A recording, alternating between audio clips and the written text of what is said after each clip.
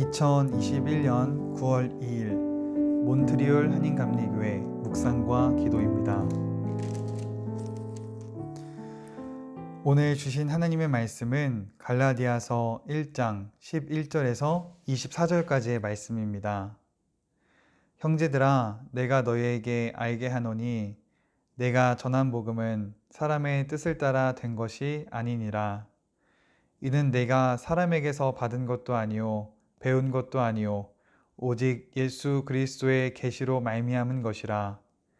내가 이전에 유대교에 있을 때에 행한 일을 너희가 들었거니와 하나님의 교회를 심히 박해하여 멸하고 내가 내 동족 중 여러 영겁자보다 유대교를 지나치게 믿어 내 조상의 전통에 대하여 더욱 열심히 있었으나 그러나 내 어머니의 태로부터 나를 택정하시고 그의 은혜로 나를 부르시니가 그의 아들을 이방에 전하기 위하여 그를 내 속에 나타내시기를 기뻐하셨을 때에 내가 곧 혈육과 의논하지 아니하고 또 나보다 먼저 사도된 자들을 만나려고 예루살렘으로 가지 아니하고 아라비아로 갔다가 다시 다메섹으로 돌아갔노라. 그 후 3년 만에 내가 게바를 방문하려고 예루살렘에 올라가서 그와 함께 15일을 머무는 동안 주의 형제 야고보 외에 다른 사도들을 보지 못하였노라. 보라, 내가 너희에게 쓰는 것은 하나님 앞에서 거짓말이 아니로다. 길리기아 지방에 이르렀으나 그리스도 안에 있는 유대의 교회들이 나를 얼굴로는 아지 못하고 다만 우리를 박해하던 자가 전에 멸하려던 그 믿음을 지금 전한다 함을 듣고 나로 말미암아 하나님께 영광을 돌리리라. 아멘. 오늘 주신 하나님의 말씀으로 함께 하나님의 마음을 알아가길 원합니다. 갈라디아서는 크게 두 가지 문제를 배경으로 가지고 있습니다. 첫 번째로는 유대 기독교인들이 예수님을 믿고도 할례를 받아야 한다는 율법적인 복음을 바울의 표현에 따르는 다른 복음을 주장하고 있습니다. 그런데 문제는 그것을 갈라디아 지방 교회들이 따르려고 하고 있다라고 하는 겁니다. 두 번째는 바울의 직접적으로 예수님의 공생애 동안 함께하지 않고 부활도 목격하지 않았기 때문에 사도로서의 자격이 없다라는 사도권 논쟁이 있었습니다. 바울은 이 두 가지 문제점을 가지고 갈라디아 지방 교회들에게 서신을 쓰고 있습니다. 오늘 말씀을 통해서 바울은 먼저 자기의 복음이 어디에서 왔는지 출처를 명확히 합니다. 어디에서 왔는지를 명확하게 이해하는 것은 앞으로 가야 할 방향을 정확하게 설정해 줍니다. 내가 무엇을 위해 달리고 있는지, 그것이 어디로부터 시작된 것인지 모른다라고 하는 것은 앞으로 어디로 가야 할지 알 수 없다라는 것을 말합니다.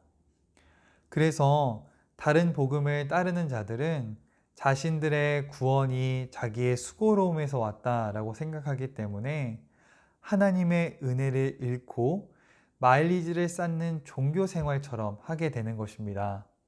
그러나 진정한 복음, 예수 그리스도를 믿는 믿음을 고백하는 사람은 자신의 공로가 없다라는 것을 알고 은혜로 살아가기 때문에 모든 것이 감사와 찬양이 되며 정확하게 십자가의 길을 걸어갈 수 있게 됩니다.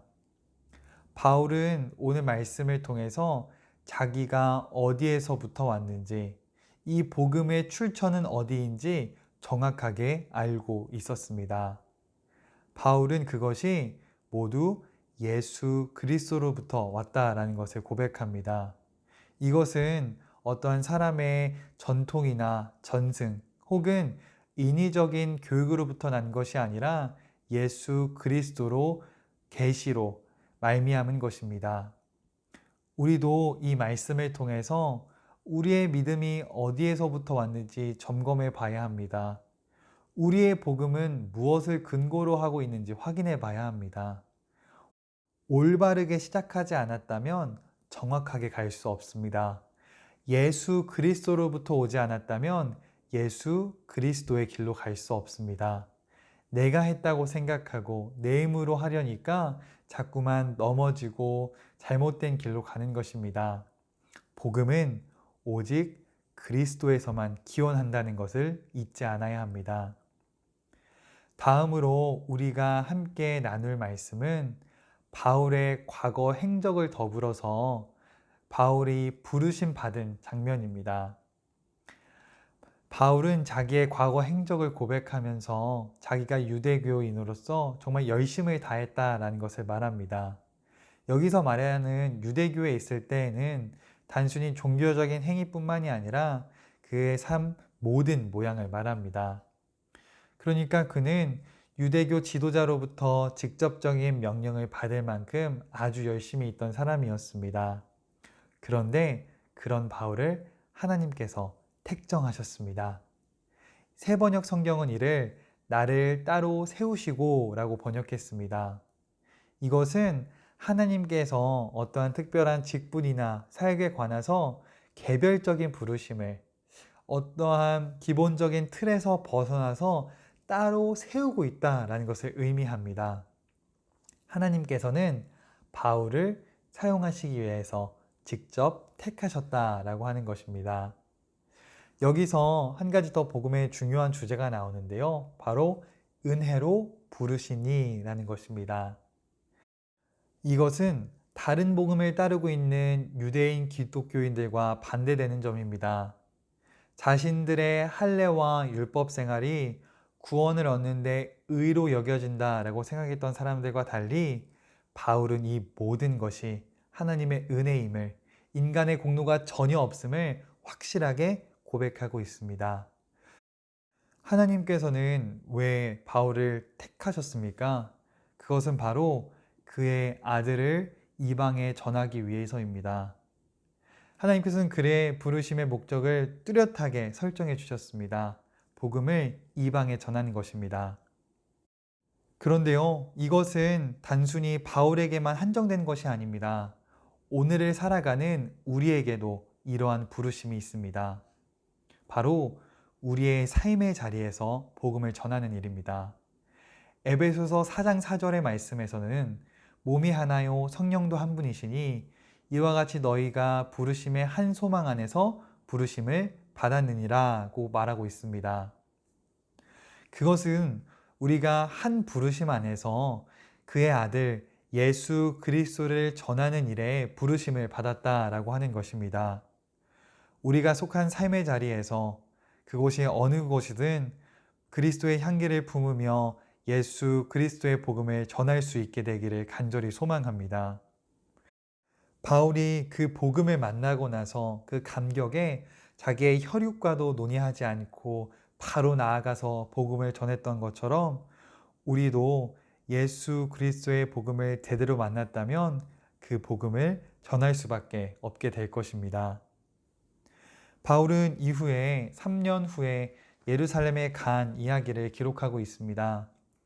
3년의 시간이 지나서야 베드로를 만나러 간 것은 이 복음이 누구에게서 영향을 받아서 만들어진 것이 아니라 예수 그리스도로부터 계시받은 아주 순수한 복음이었다라는 것을 말해줍니다.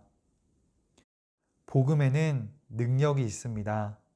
예수 그리스도의 십자가에는 능력이 있습니다.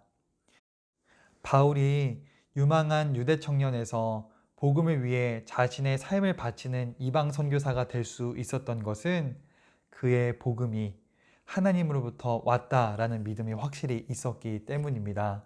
그것이 모두 하나님의 은혜임을 알았기 때문입니다. 우리도 이 바울이 만났던 복음을 만나야 합니다. 우리도 복음을 만난 이전과 이후의 삶이 같아서는 안 됩니다. 우리에게 주신 복음, 하나님으로부터 부어지는 충만한 은혜, 이 놀라운 역사가 오늘 우리와 함께 하기를 간절히 소망하고 기도합니다. 함께 기도하겠습니다. 사랑의 하나님, 오늘 하루를 허락하시고 또 살아가게 할 수 있게 하시니 감사합니다. 그러나 하나님, 우리가 그냥 그저 살고 싶지 않습니다. 복음을 모르는 사람처럼 살아가고 싶지 않습니다.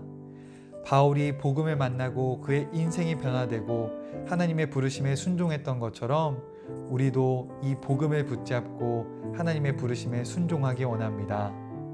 하나님으로부터 온 이 복음을 우리가 삶의 자리에서 전하기를 소망합니다. 나를 바꾸신 복음의 역사를 우리가 나누기를 원합니다. 나에게 주어진 모든 것이, 또 특별히 이 복음의 은혜가 나의 힘과 능력이 아니라 오직 하나님의 은혜임을 고백합니다.